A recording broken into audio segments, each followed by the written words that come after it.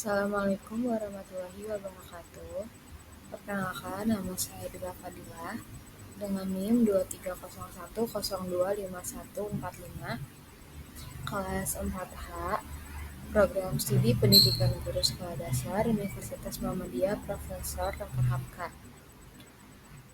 Pada kesempatan kali ini saya akan memaparkan hasil penelitian saya yang berjudul Evaluasi Implementasi Kurikulum Merdeka dalam meningkatkan kompetensi literasi dan numerasi siswa sekolah dasar kelas 4 di SDN 01. Selanjutnya latar belakang. Jadi latar belakang penelitian ini adalah pendidikan memiliki peran krusial dalam membentuk sumber daya manusia yang berkualitas. Untuk menghadapi tantangan zaman, pemerintah menerapkan kurikulum merdeka untuk meningkatkan kualitas pembelajaran. Nah, di tingkat SD, terutama di kelas 4, kurikulum ini memerlukan perubahan pola pikir guru dan penyesuaian siswa terhadap metode baru. Penelitian ini bertujuan untuk mengevaluasi secara kualitatif pelaksanaan kurikulum merdeka dan dampaknya terhadap kemampuan literasi dan numerasi siswa, serta tantangan yang dihadapi di lapangan. Oke, selanjutnya rumusan masalah. Jadi, rumusan masalah pada penelitian ini adalah yang pertama, bagaimana proses implementasi kurikulum merdeka dalam pembelajaran di kelas 4 SDN 01. Yang kedua, bagaimana pengalaman guru dan siswa selama pelaksanaan kurikulum merdeka di kelas 4 SDN 01. Yang ketiga, apa saja kendala yang dihadapi dalam implementasi kurikulum merdeka di kelas 4 SDN 01. Dan yang keempat, bagaimana dampak implementasi kurikulum merdeka terhadap peningkatan kompetensi literasi dan numerasi siswa kelas 4 di SDN 01. Selanjutnya, tujuan penelitian yang pertama, untuk mendeskripsikan proses implementasi kurikulum merdeka dalam pembelajaran di kelas 4 SDN 01. Yang kedua, untuk memahami pengalaman guru dan siswa selama pelaksanaan kurikulum merdeka di kelas 4 SDN 01. Yang ketiga, untuk mengidentifikasi kendala yang dihadapi dalam implementasi kurikulum merdeka di kelas 4 SDN 01. Dan yang keempat, untuk mengevaluasi dampak implementasi kurikulum merdeka terhadap peningkatan kompetensi literasi dan numerasi siswa kelas 4 SDN 01. Selanjutnya, manfaat penelitian. Yang pertama, manfaat teoritis. Penelitian ini mengungkapkan implementasi kurikulum merdeka dalam literasi dan numerasi di sekolah dasar, serta menambah referensi evaluasi kurikulum yang menekankan pengalaman guru dan siswa. Yang kedua, manfaat praktis untuk guru dan sekolah, yaitu masukan untuk mengoptimalkan kurikulum merdeka dan meningkatkan literasi serta numerasi siswa kelas 4. Lalu bagi pemerintah, evaluasi untuk pengembangan kebijakan pendidikan yang lebih efektif. Selanjutnya bagi peneliti, sumber informasi untuk penelitian tentang kurikulum merdeka dan evaluasi pembelajaran. Selanjutnya fokus dan subfokus penelitian. Yang pertama ini fokus penelitian yaitu evaluasi terhadap implementasi kurikulum merdeka di kelas 4 SDN 01. Lalu subfokus penelitian yang pertama proses implementasi kurikulum yang dimana mencakup perencanaan, pelaksanaan, dan evaluasi pembelajaran. Lalu yang kedua pengalaman guru dan siswa yang dimana mencakup persepsi, strategi, dan reaksi terhadap perubahan kurikulum. Yang ketiga kendala implementasi, yaitu mencakup hambatan teknis atau non teknis dan sosio-kultural. Lalu yang keempat dampak terhadap kompetensi, yaitu pengaruh pada kemampuan membaca, menulis, berhitung, serta motivasi belajar siswa. Selanjutnya kajian teori di sini ada 4. Yang pertama kurikulum merdeka, yang kedua literasi dan numerasi, yang ketiga implementasi kurikulum, dan yang keempat kendala dan dampak. Saya akan menjelaskannya satu persatu. Baik dari yang pertama yaitu kurikulum merdeka.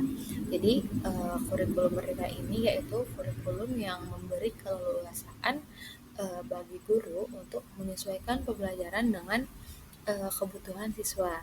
Nah, kurikulum Merdeka ini menekankan pembelajaran aktif, partisipatif, dan juga berbasis proyek. Lalu yang kedua itu literasi dan numerasi. Nah, literasi dan numerasi ini merupakan kompetensi dasar yang wajib dimiliki oleh seluruh siswa, baik siswa tingkat rendah maupun tingkat tinggi. Nah, karena literasi itu sendiri tidak hanya membaca dan menulis, tetapi juga memahami informasi. Nah, lalu numerasi itu sendiri juga mencakup kemampuan berhitung dan berpikir logis siswa. Yang ketiga, implementasi kurikulum, yaitu mengacu pada bagaimana kurikulum dirancang, diajarkan, dan dinilai di dalam kelas. Lalu yang keempat, kendala dan dampak. Nah, kendala dan dampak ini banyak guru dan siswa mengalami itu, yaitu seperti perubahan positif, tetapi tetap ada tantangan dari sisi fasilitas, lalu pemahaman kurikulum, hingga dukungan orang tua.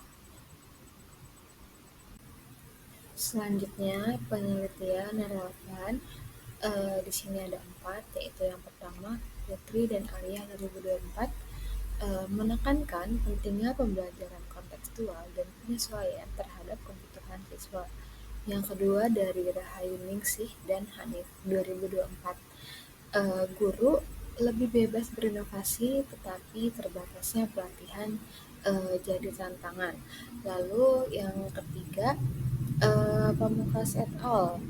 2023, program kontekstual seperti kampus mengajar berhasil meningkatkan literasi dan numerasi. Lalu yang keempat dari Sucipto et al. 2024, tantangan sistematik seperti koordinasi pusat daerah masih menjadi hambatan. Selanjutnya, metodologi penelitian. Nah, jenis penelitian ini adalah kualitatif deskriptif, lalu berlokasi di SDN 01 Jakarta Barat dengan subjek kelas 4. Lalu teknik pengumpulan data, yang pertama observasi aktivitas pembelajaran, yang kedua wawancara semi terstruktur dengan guru dan siswa, yang ketiga dokumentasi yang mencakup RPP, hasil tugas, dan modul ajar.